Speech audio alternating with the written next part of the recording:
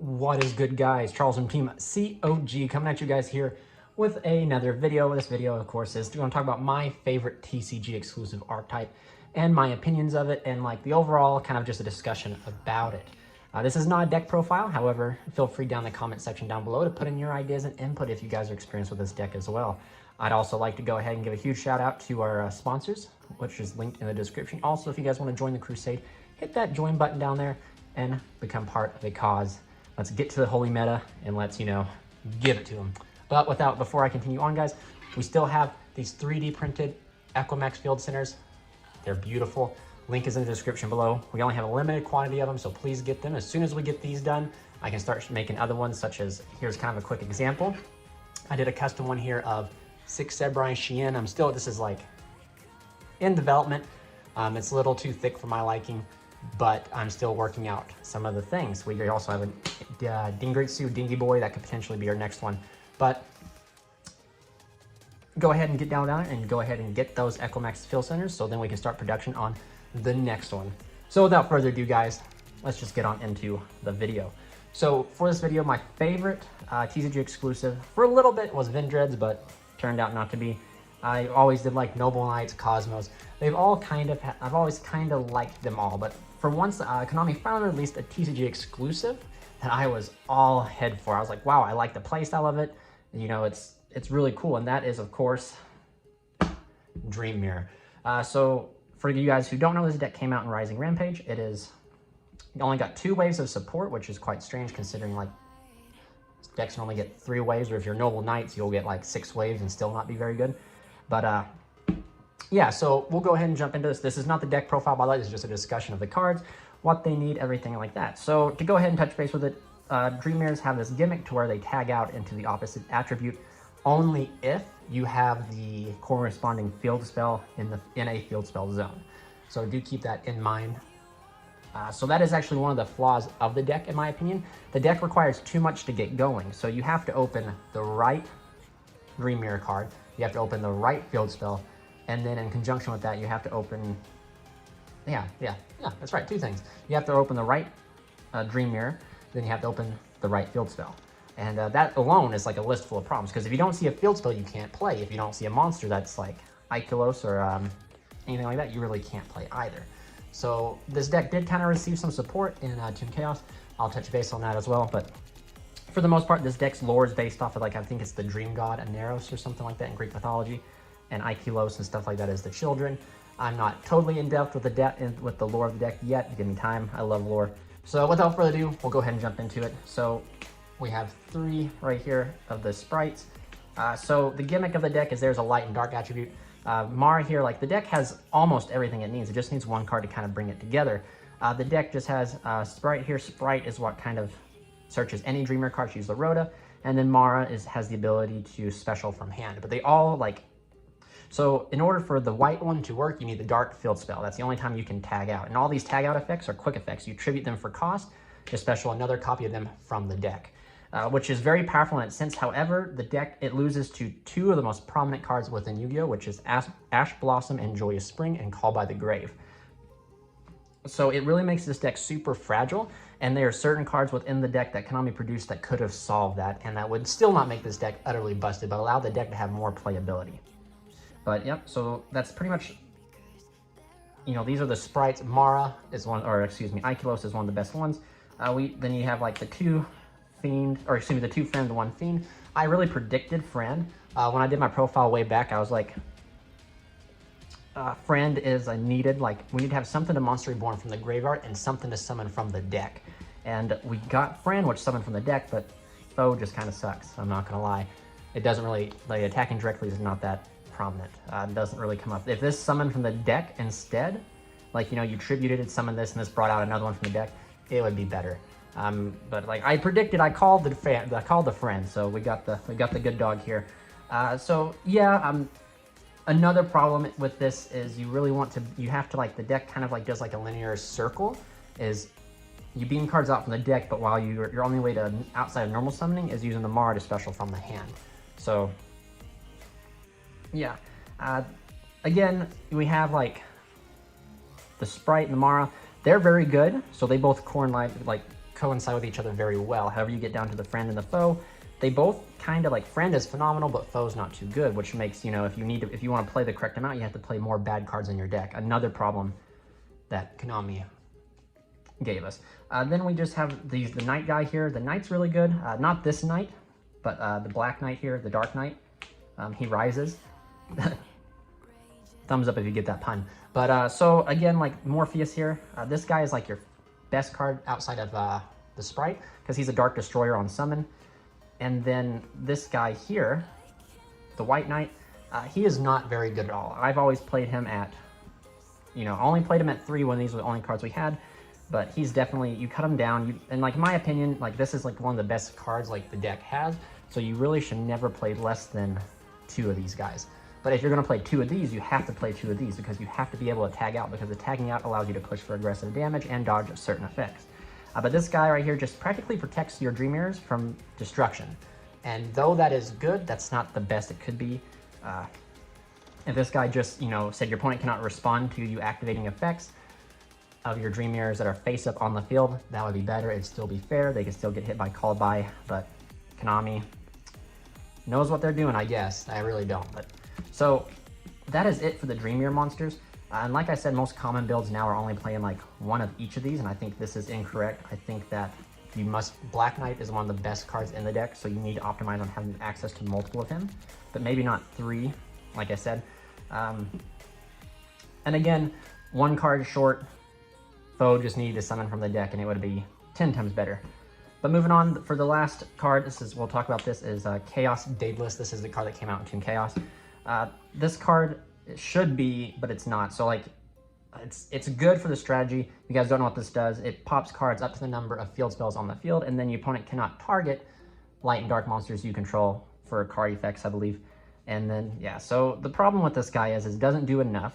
It really does not fix the problem of the deck, which the problem of the deck is the requirement of having like 2, you have to have like 2 main requirements in order to play. And then it pops cards, which we already have with the Black Knight here.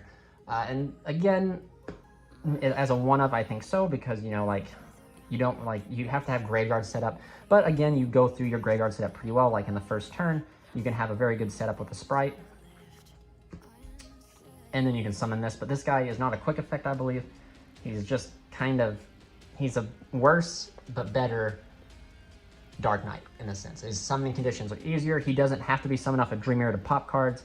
And yeah, so that's just my opinion of Daedalus. I do believe he does belong in the deck because it says he has to work with field spells, and that's exactly what the deck's gimmick is. So like I said, maybe a 1-of, maybe a 2-of, but definitely not as good as Konami tried to hype us up to make it believe. Now to one of the main core problems of the deck is the 3 Dream Mirror of Terror and the 3 Dream Mirror of Joy. So these cards are almost great, almost. They both have subtle effects of Dream Mirror of Joy says if this card's in your field spell zone, your opponent has to target the Dream Mirror with the highest attack for everything, or the highest level. So that's good, kind of protects you from targeting, but the deck already has the ability to play through targeting, like bouncing stuff, or, you know, tagging out. But again, Dream Mirror of Terror has the ability to burn your opponent. So these are very effects.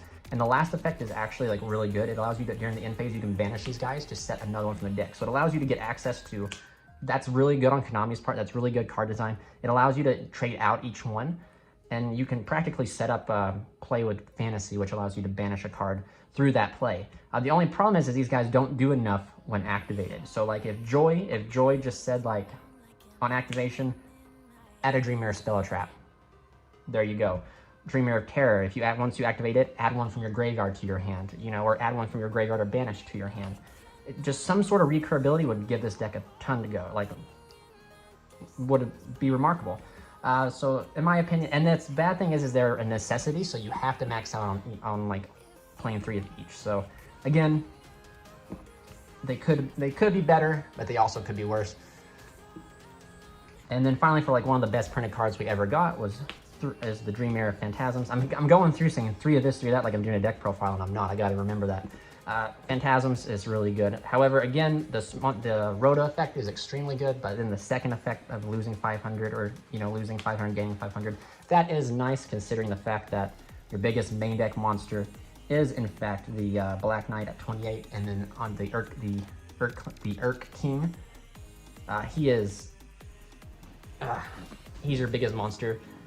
But again, if this just had another effect of, hey, on activation, your opponent cannot respond to the effects of Dream Mirrors on the field. And I keep saying on the field because that protects you from hand traps, such as like Ash Blossom, but then that still allows you, because they all tribute for cost, to get smacked with Call By. Or, you know, like maybe have one card in the deck protect you from on field and have one card in the deck protect your graveyard, saying your opponent cannot target your graveyard or something like that. But overall, this was one of the best cards we ever got. And yeah, moving on, we have two of the Chaos, Dream Mirror Chaos. This is just a quick play fusion. Really don't have much to say about this, except for like something that really caught me off guard was if you have Joy, you can fusion some material you already have on the field. And that's weird because most polymerization or fusion cards are okay with you having cards on the field. So the fact that if you have this and you don't have Joy, you have to fuse from your hand is definitely weird. In my opinion, if you had Joy, you should have been able to fuse from the deck. If you have Terror, you should have been able to fuse from the graveyard, which of course Terror, that's the second effect of Chaos, is if you have Terror, you can fusion summon from the graveyard by banishing. So again, after playing this deck quite a bit and testing with it, you know, you understand, like, if it just had this small little difference, it would, like, this small little phrase, or if it did this small thing that wouldn't cause any sort of problem, the deck would be 10 times better. And I understand, like, not all decks can be, like, super broken in meta, but these are things that, like, this deck needs to be playable and not just lose. Like, you want to be able to take this deck to locals and at least win. And I can almost tell you, like, you might be able to win one game. We actually had a tournament way back when this deck came out. All of our locals agreed of the no Ash Blossom rule, or like practically you could only play one hand trap and it couldn't be Ash Blossom, and people played Effect Veiler. And that's the only time that this deck really did good. Moving on, we have three of the best trap in the deck, another card done right. So I know I'm kind of giving Konami like kind of some crap for this, but they are cards that were done right in the deck. I will tell you that Phantasms was done right, and like Aikilos and like the Mara here, these guys were done right. Same with Friend was done right. It's just certain cards that go inside those that were not done right.